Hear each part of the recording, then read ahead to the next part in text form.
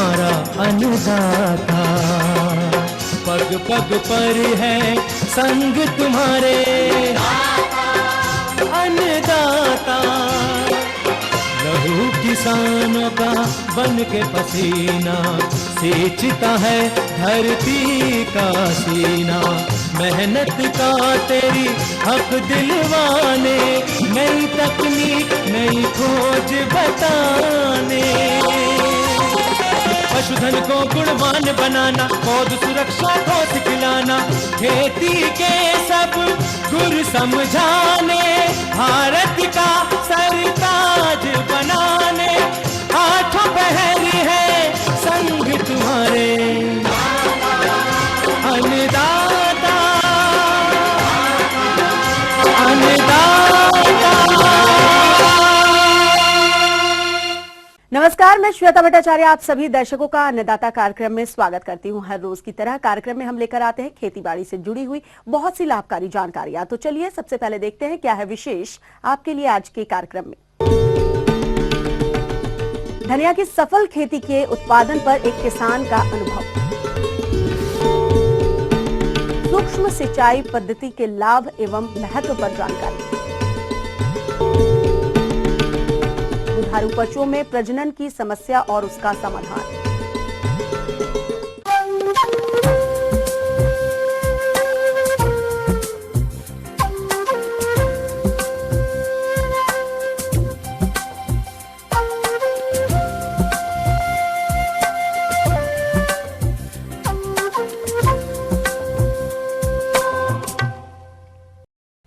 दिन प्रतिदिन पानी का जलस्तर घटता जा रहा है। इसी समस्या को देखते हुए हमारे कृषि वैज्ञानिक ने सूक्ष्म सिंचाई पद्धति निकाली है, जिसमें पानी का पूर्ण उपयोग हो जाता है।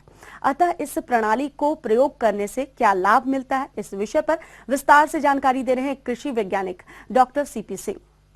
आपको बताना चाहूँगा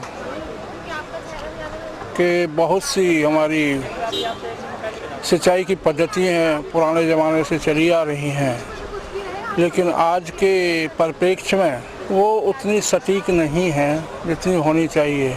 उसका कारण है कि जनता का दबाव काफ़ी बढ़ गया है हमारे भूमि पर, और पानी की उपलब्धता धीरे धीरे कम होती जा रही है। तो फसल उत्पादन के लिए हम सूक्ष्म सिंचाई पद्धतियों का उपयोग करते हैं। इस पद्धति में बूंद बूंद या टपक सिंचाई पद्धति प्रमुख है, तथा ऐसे क्षेत्र जहाँ पे फसलें बड़ी ली जाती हैं, गन्ना आदि लिया जाता है, वहाँ पे दूसरी पद्धतियों का उपयोग करते हैं। और अगर देखें महाराष्ट्र वगैरह में गन्ने के क्षेत्रों में हम रेन गन का उपयोग करते हैं सिंचाई के लिए, परंतु फल वाले पेड़ों में जो बड़े पेड़ हैं उसमें माइक्रो स्प्रिंकलर का उपयोग करते हैं। छोटे पेड़ हैं, छोटी सब्जियों वाली फसलें हैं, उसमें हम बूंद बूंद सिंचाई का उपयोग करते हैं। इस बूंद बूंद सिंचाई या सूक्ष्म सिंचाई पद्धति के जो लाभ हैं, उससे क्या होता है कि हमारा जो उपज है फसल की वो अच्छी होती है और गुणवत्ता युक्त होती है। और इसमें पानी की सबसे बड़ी बात है कि पानी की बचत हो जाती है। ये एक फसल से दूसरी फसल पर निर्भर करता है, लेकिन फिर भी बचत कम से कम 40 और ज़्यादा से ज़्यादा 70% तक होती है। पानी हम क्योंकि एक निश्चित जगह पे दे रहे हैं, तो इससे क्या होता है कि जो खरपतवार हैं वो भी उतने नहीं उग के आते हैं। अगर आप चाहें तो सूक्ष्म सिंचाई के साथ साथ अगर आप काली प्लास्टिक मल्च का उपयोग कर लें तो ज़्यादा उचित रहेगा, क्योंकि उससे पानी की ज़रूरत पेड़ों को और कम हो जाती है और हम ज़्यादा उत्पादन ले सकते हैं। आपके पास अगर ये सिस्टम लगा हुआ है तो इसके द्वारा हम पेड़ों को उर्वरक भी दे सकते हैं। अगर कोई दवाई देनी है, केमिकल देना है, इंसेक्टिसाइड या पेस्टिसाइड पेड़ के लिए, तो उसको भी हम इस सूक्ष्म सिंचाई विधि के द्वारा दे सकते हैं। और बहुत सी ऐसी बीमारियां होती हैं जो अधिक नमी के कारण होती हैं, तो पानी हम सिर्फ उतना दे रहे हैं जो पेड़ के लिए आवश्यक है, फालतू पानी हम नहीं दे रहे हैं, तो इस पे बीमारियों का भी नियंत्रण होता है। और देखिए शुरू की अवस्था में इसमें बहुत ज़्यादा कोई लागत नहीं लगती है। 1 एकड़ में आपको सूक्ष्म सिंचाई का विधि लगवानी है, इसकी जो कीमत है इस बात पर निर्भर करेगी कि आप कौन सी फसल लगा रहे हैं। अगर मान लीजिए कोई फल वाली फसल लगा रहे हैं जैसे आम, तो उस समय आपको लगभग 40 से 45 हजार रुपए का खर्चा आता है। और कोई ऐसी फसल ले रहे हैं जैसे सब्जी है जो पास लगती है, तो उसमें कीमत 50 से 55 हजार के करीब आती है। इस पर भारत सरकार के द्वारा अनुदान भी दिया जाता है, जो राज्य के जिला कृषि अधिकारियों के द्वारा, जिला उद्यान अधिकारियों के द्वारा दिया जाता है। तो आप इस बात का लाभ उठाते हुए आप सूक्ष्म सिंचाई पद्धति को अवश्य अपनाएं। क्षेत्र जहां पानी उपलब्ध नहीं है, जैसे हमारे पहाड़ी क्षेत्र हैं जहां सिर्फ 10% खेत सिंचित अवस्था में रहते हैं, 90% खेत असिंचित हैं, ऐसे क्षेत्रों में हम प्लास्टिक का तालाब बना सकते हैं और उस समय हम बरसात का पानी इकट्ठा करके उसका उपयोग करते हुए हम असिंचित क्षेत्रों में भी अच्छी फसल ले सकते हैं किसी भी समय। तो सूक्ष्म में यही कहना चाहूँगा कि अगर आप फसल लेना चाहते हैं, हर समय फसल लेना चाहते हैं, अच्छी फसल लेना चाहते हैं, आपके पास जो भी पानी की कम से कम मात्रा उपलब्ध है उसका समुचित उपयोग करने के लिए आप सूक्ष्म सिंचाई पद्धति को अपनाएं।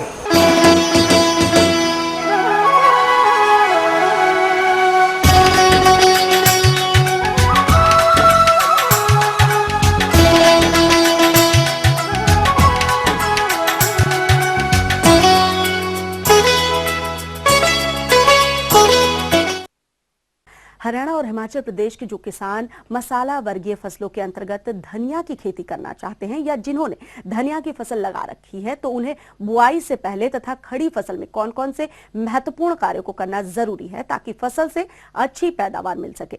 इस पर अपने अनुभवों को बता रहे हैं हिमाचल प्रदेश के एक प्रगतिशील किसान प्रेमलाल। मैंने धनिया भी लगाया है, अभी कोई 1 महीना हुआ है लगाए हुए, तो अभी उसकी कटाई में कर रहा हूँ। उसको मैंने 2 बार हल जोत के बैलों से जोता और उसकी बिजाई की। मैंने 6-7 बिस्वे में 3 किलो धनिया का बीज भी लगाया, जिसकी कीमत लगभग 1000 रुपये है। इसके लगाने के 2 तरीके हैं, एक तरीका छट्टा मार के और दूसरा लाइनों में। इससे लाइनों में लगाने से ये फ़ायदा होता है कि बीज सारा उगाता है, और जो छट्टा लगाते हैं उससे थोड़ा बीज बाहर रह जाता है और बाहर रहने से बीज बहुत कम उगता है। और अभी मैंने उसको अगस्त के अंत में लगाया था, तो अभी मैंने उससे बाज़ार में बेचना शुरू किया है, तो वो भी अच्छी पैदावार अभी दे रहा है। मैं तो इसमें अपनी देसी खाद डालता हूँ, बैलों की, गाय की, और इसमें गोबर की ही खाद डालता हूँ, जिससे ज़मीन भी खराब नहीं होती। और अगर डालनी भी हो तो उसके बाद 16/32 डालें। अगर बारिश कम हो रही हो तो ज़रूरत अनुसार हफ्ते में 1 बार सिंचाई करें, या सिंचाई नहीं, पाइप नहीं हो तो आप पुल से भी इसकी सिंचाई कर सकते हैं। किसान भाइयों, मैं तो अपनी ज़मीन में पाइप से ही सिंचाई करता हूँ। इससे ये फ़ायदा होता है कि इससे अपनी जितनी ज़रूरत है उतना ही हम पानी लगाते हैं। इससे पानी की वेस्टेज भी कम होती है और फसल भी जल्दी ही तैयार हो जाती है। अभी मैंने उस धनिया भी मंडी में भेजना शुरू किया है। अभी मैंने 3-4 हज़ार गट्ठे बांध के बाज़ार में और भेज दिए हैं, जिससे मुझे 10,000 रुपये का मुनाफा हुआ है। हम छोटे छोटे गट्ठे बेचते हैं, तो 2 रुपये के हिसाब से हम मंडी में बेचते हैं।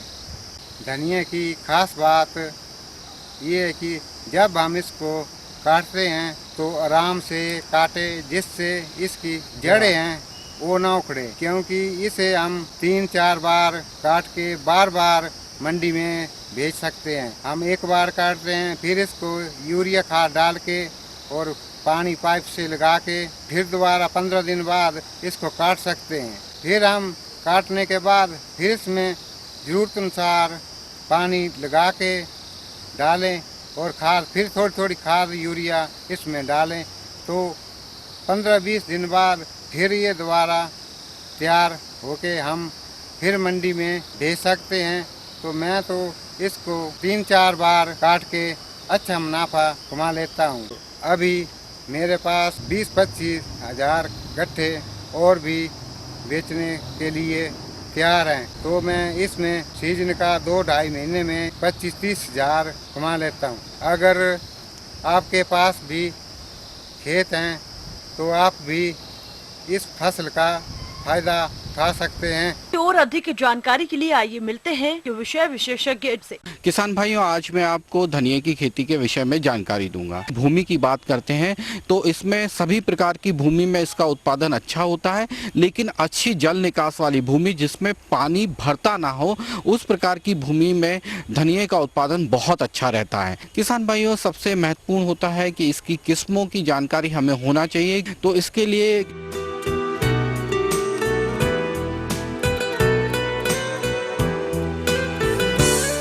तो किसान भाइयों, आप इनमें से कोई भी किस्म ले सकते हैं, लेकिन आप ध्यान रखें कि इनका प्रमाणित बीज ही अपन को लेना है। बीज में कोई बीज जनित रोग ना आए, किसी भी प्रकार की बीमारी पौधे में ना लगे, इसलिए हमको बीज का उपचार करना बहुत ही आवश्यक है। इसके लिए हमें थायरम 2 ग्राम और 1 ग्राम कार्बनडाजिम दोनों को हम मिला लें और इससे 1 किलो बीज का हम उपचार कर लें। बीज दर की बात करते हैं तो इसका जो प्रमाणित बीज है उसकी 15 से 20 किलो मात्रा प्रति हेक्टेयर के मान से हमको लेनी है। किसान भाइयों, इसके लिए खाद की मात्रा बहुत ही आवश्यक है। सड़ी हुई गोबर की खाद 200 से लेके 250 क्विंटल प्रति हेक्टेयर के मान से हमको खेत की अंतिम तैयारी करते समय, खेत की अंतिम जुताई करते समय खेत में अच्छी प्रकार से मिला दें और ट्रैक्टर चलाकर खेत को अच्छे से तैयार कर लें। और जो नत्रजन है उसे हम 2 भाग में खेत में देते हैं। पहला, जब हम पहली बार सिंचाई करते हैं उस समय हम देते हैं, और दूसरा जब हम दूसरी बार हम इसमें पानी देते हैं, सिंचाई करते हैं, उसके बाद उस समय हम आधी मात्रा में जो हमारे पास नत्रजन थी वो आधी मात्रा यूरिया के रूप में हम नत्रजन की हम इसमें दे देते हैं। और उसके बाद लगभग 30 से लेकर 40 दिनों के बाद खरपतवारों की अगर खेत में आते हैं तो हाथ से इसकी निदाई गुड़ाई करके आप खरपतवारों को खेत से निकाल के साफ कर सकते हैं। तो किसान भाइयों, इस प्रकार से आप बताई हुई बातों को ध्यान में रखकर अच्छा प्रमाणित बीज लेकर समय पर धनिया की फसल की बुआई करके धनिया की फसल से आप अच्छा उत्पादन प्राप्त कर सकते हैं। ये थी कुछ उपयोगी जानकारी। अब लेते हैं एक छोटा सा ब्रेक, जल्द लौटेंगे और कार्यक्रम में आगे है महत्वपूर्ण जानकारियां। बने रहिए हमारे साथ।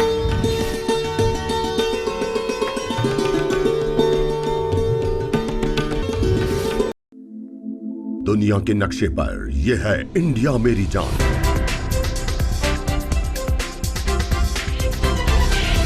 भारत थोड़ा अलग है।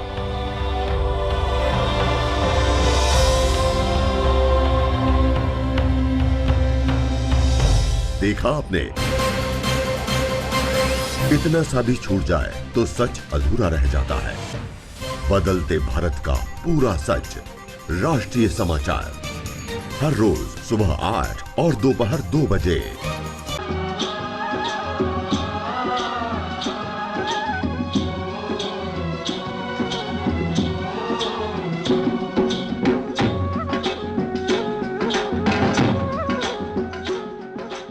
ब्रेक के बाद एक बार फिर से आप सभी दर्शकों का अन्नदाता कार्यक्रम में स्वागत है। बढ़ते हैं अगली प्रस्तुति की ओर।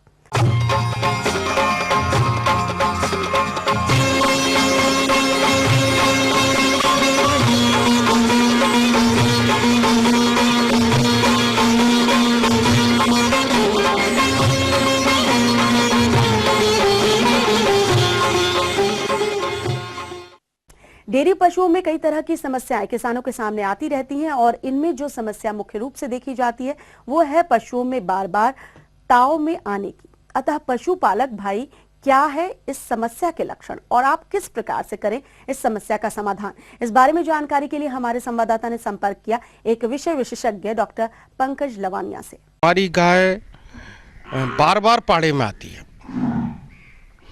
बार बार पाड़े में आती है, लेकिन वो गाभिन नहीं होती है। अब देखिए, अगर जानवर का नियमित डिस्चार्ज हो रहा है तो वो हर 21 दिन से पाड़े में आएगा।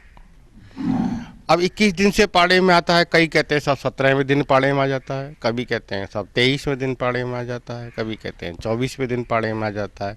तो ये अनियमित जो पाड़े में आने का जानवर को है, ये जो उसके कारण क्या होगा कि वो कभी भी जानवर गर्भ धारण नहीं करेगा। क्योंकि अगर जानवर का रेगुलर है कि हर 21 दिन से पाड़े में आ रहा है, वो उस जानवर के गाभिन होने के चांसेस बहुत ज़्यादा हैं। लेकिन जो जानवर बड़ा ही अनियमित रूप से पाड़े में आ रहा है तो वो जानवर कभी भी गाभिन नहीं होगा। इसके लिए हमको क्या करना चाहिए? ये देखो, इसकी जो सबसे बड़ी वजह है कि आप जब भी जानवर को पाड़े में आने के बाद में गाभिन कराने ले जा रहे हैं तो उसमें हमको कुछ समयों का ध्यान रखना चाहिए। जैसे कि अगर जानवर सुबह हीट में आया है तो शाम को गाभिन कराना चाहिए, शाम को हीट में आया है, पाड़े में आया है तो उसको सुबह गाभिन कराना चाहिए। और अगर इसमें भी अगर कृत्रिम गर्भाधान करा रहे हैं या नेचुरल प्राकृतिक रूप से अगर संभोग करा रहे हैं गाय का, तो उसमें हमको ध्यान रखना चाहिए कि प्राकृतिक सिस्टम में जो जानवर कहना चाहिए कि जो सांड जो इसका अपन इस्तेमाल कर रहे हैं, उस सांड को कोई भी बीमारी नहीं होना चाहिए, कोई भी सेक्सुअल डिजीज या यौन संबंधित कोई भी उसको रोग नहीं होना चाहिए। क्योंकि अगर वो किसी एक बीमारी पे अगर चढ़ेगा फिर दूसरी बीमारियों को गायों को वो फ्री में दे देगा। तो ये जो रिपीट ब्रीडिंग की जो समस्या है उसके लिए हमको चाहिए कि हम अपने जानवरों को नियमित रूप से टेस्ट कराते रहें। जैसे एक बीमारी होती है ब्रूसलोसिस, गर्भपात जिस कारण जब होता है तो उसमें चाहिए कि अपन अपने जानवरों को ब्रूसलोसिस के अगेंस्ट में टेस्ट कराएं और जो पॉजिटिव है उस जानवर को अपने हर्ड में नहीं रहने दें, जो नेगेटिव है उसका अपन जानवरों का इलाज कराएं। तो इन चीजों का अगर अपन ध्यान रखेंगे तो ये जो प्रजनन संबंधित रोग हैं ये अपने जानवरों को ज्यादा उनकी प्रजनन क्षमता को प्रभावित करती है। प्रजनन क्षमता के प्रभावित करेगी तो उनकी दुग्ध क्षमता को प्रभावित करेगी। इसके अलावा जो सबसे बड़ी वजह है यूट्राइन इन्फेक्शन। यूट्राइन इन्फेक्शन एक सबसे बड़ी वजह है जानवर के प्रजनन संबंधित होने के लिए। उसमें यूट्राइन इन्फेक्शन अगर जानवर को हो गया है, यूट्रस में अगर उसके इन्फेक्शन हो गया है तो ये भी सबसे बड़ा कारण बनता है उसके प्रजनन क्षमता को प्रभावित करने के लिए। कभी कभी आपने देखा होगा किसान भाइयों कि जानवर के ब्याने से पहले या ब्याने के बाद बच्चादानी बाहर आ जाती है, वेजाइनल प्रोलैप्स जिसको कहते हैं। तो वो जो बच्चादानी बाहर आती है या ब्याने से पहले आएगी या ब्याने के बाद आएगी, वो सबसे बड़ा कारण होता है कि कैल्शियम फास्फोरस का रेशो बॉडी में कम हो जाता है, जिसके कारण ये जो बच्चादानी है वो बाहर आ जाती है। अब इसमें क्या होता है कि किसान भाई कुछ लोग बड़ा गलती कर देते हैं कि उसको अंदर ज़बरदस्ती धकेलने की कोशिश करते हैं। ऐसा अपने स्तर पे नहीं करना चाहिए, क्योंकि अगर आप उसको ज़बरदस्ती अंदर धकेलने की कोशिश करोगे तो उससे अंदर के अंगों को रप्चर होने की, चोट लगने की पूरी संभावना रहती है।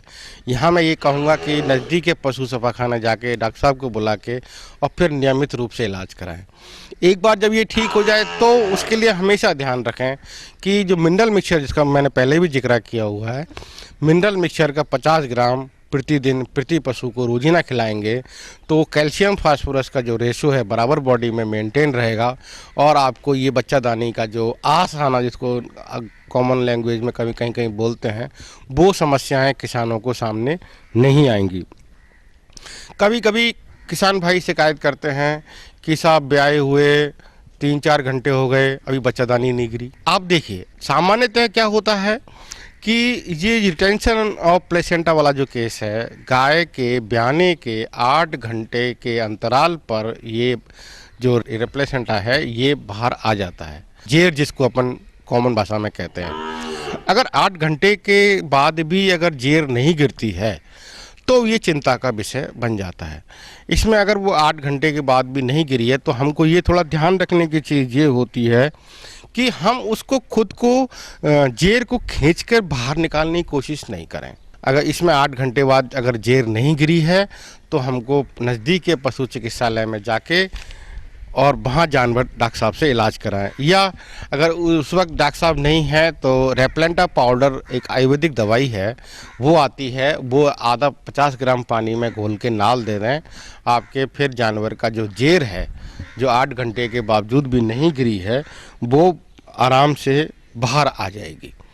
इसके अलावा जो दूसरी जो शिकायत करते हैं गौपालक भाई कि साहब बार बार कहना चाहिए कि बच्चा गर्भपात हो जाता है। अब देखिए गर्भपात जो हो रहा है उसके काफ़ी वजह हैं।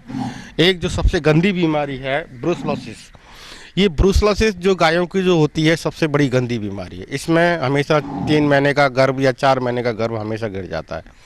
तो इसके लिए अगर बार बार 2-3 बार इस तरह से गाय की हिस्ट्री रहा है तो इस जानवर को आप ब्रुसलोसिस के लिए टेस्ट कराएं, और अगर ब्रुसलोसिस पॉजिटिव आता है तो उस जानवर को आप हमेशा के लिए अपने घर से निकाल दें, और अगर वो नेगेटिव आता है तो उसका जो कारण है उसका आराम से इलाज भी संभव हो जाता है। ये जो बातें हमने आज डिस्कस करी, इन बातों का सभी किसान भाई ध्यान रखें। आगे और भी है कुछ रोचक जानकारियां, पर यहाँ पर रुकेंगे एक और कमर्शियल ब्रेक के लिए। जल्द हाजिर होते हैं।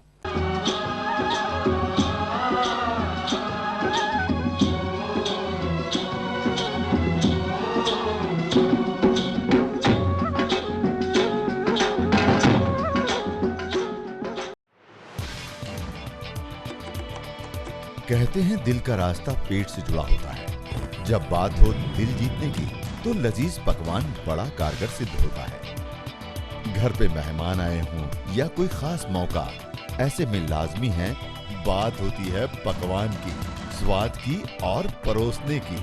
तब एक ही नाम जहन में आता है, रसोई से। देखिए रसोई से।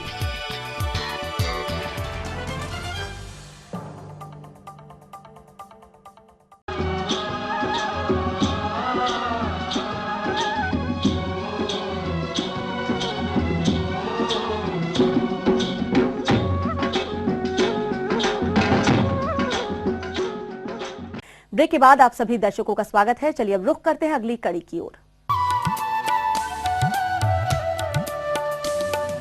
अन्नदाता हेल्पलाइन निशुल्क फोन संपर्क सेवा के माध्यम से आपके द्वारा पूछे गए प्रश्नों में से 1 या 2 महत्वपूर्ण प्रश्नों को हम अपने कार्यक्रम में शामिल करते हैं। इसी के तहत आज का चयनित प्रश्न और उसका जवाब इस प्रकार है।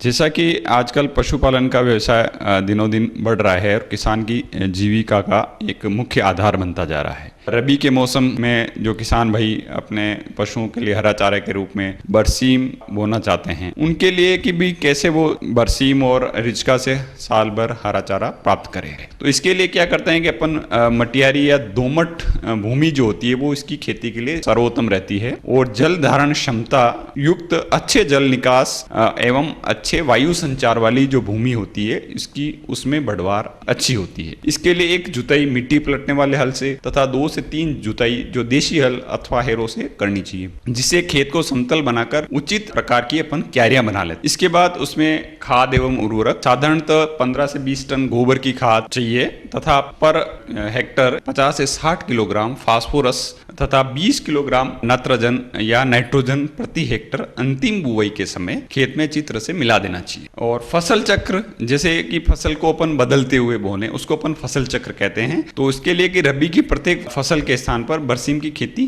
की जा सकती है, और प्रयोगों के आधार पर जो बरसीम के लिए उन्नत फसल चक्र कुछ इस प्रकार के होते हैं। जैसे ज्वार, जैसे अपने खरीफ में ज्वार जो चारे के लिए बो दी, इसके बाद सितंबर अक्टूबर में जब अपन बरसीम बो सकते हैं, फिर धान बो दिया, फिर इसके बाद फिर बरसीम बो दिया, या मक्का बो दिया खरीफ में, फिर रबी में अपन बरसीम की खेती कर सकते हैं चारे के लिए। इसके लिए बात आती है उन्नत किस्में कि भाई कौन कौन सी उन्नत किस्में हैं जो अपन बोएं तो बरसीम की पैदावार अधिक मिलेगी। अब इसके लिए बीज एवं बुआई कैसे करें? तो बीज बरसीम के अच्छे एवं स्वस्थ बीजों की क्यारियों में पानी भरने के बाद पाटे से उसको गदलाया कर छिड़काव कर देना चाहिए। बुआई के लिए 15 नवंबर तक का समय सबसे उपयुक्त रहता है। और फिर जो बीज की मात्रा है वो लगभग 25 से 30 किलो बरसीम 1 हेक्टर के लिए पर्याप्त रहता है। बीज के साथ बरसीम कल्चर मिलाकर बोने से फसल की पैदावार अच्छी होती है। अगर बरसीम कल्चर उपलब्ध न हो तो बरसीम के जो बीज बो रहा है तो उससे पहले वो क्या है कि बीज को एक नमक के पानी का घोल बनाकर उसमें डाल देना चाहिए। तो इससे क्या है कि जैसे कई बार जो खरपतवार है, जैसे सबसे ज़्यादा समस्या जो होती है अमरबेल की, तो अमरबेल के जो बीज होते हैं वो पानी नमक के घोल में हल्के होते हैं तो तैर के ऊपर आ जाएंगे। फिर उनको ऊपर को हटा दें और जो आपका ओरिजिनल बीज बचेगा उनको अपन बरसीम और रिचके का उनको अपन खेत में बोने में काम ले सकते हैं।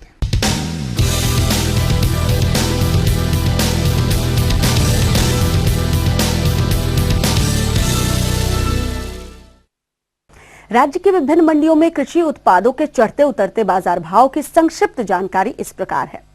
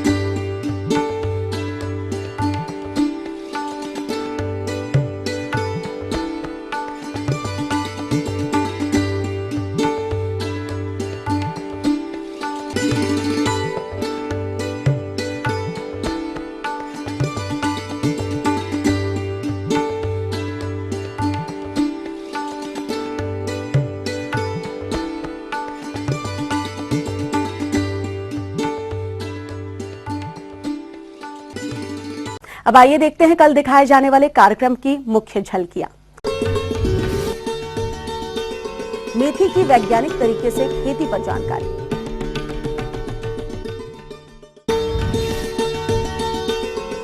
अधिक मुनाफे हेतु गुलाब की वैज्ञानिक तरीके से खेती। हम ये उम्मीद करते हैं कि आज का कार्यक्रम आप सभी दर्शकों के लिए उपयोगी रहा होगा। किसान भाइयों, अन्नदाता आपकी सेवा के लिए संकल्परत है। कृषि संबंधित समस्या और सुझाव के लिए आप हमें इस पते पर संपर्क कर सकते हैं। रेडियो दाता ETV Haryana Himachal Pradesh, Ramoji film city Hyderabad 501512। साथ ही आप हमें ईमेल भी कर सकते हैं। हमारा ईमेल एड्रेस है annadaata.hr@etv.co.in। इसके अतिरिक्त आप हमें निःशुल्क हेल्पलाइन नंबर 180010084599 पर सोमवार से शनिवार सुबह 10 से शाम 4 बजे के बीच संपर्क कर सकते हैं। फिलहाल अन्नदाता की पूरी टीम को दीजिए इजाजत। कल फिर इसी वक्त आपसे मुलाकात होगी कृषि संबंधित कुछ और रोचक जानकारियों के साथ। नमस्कार।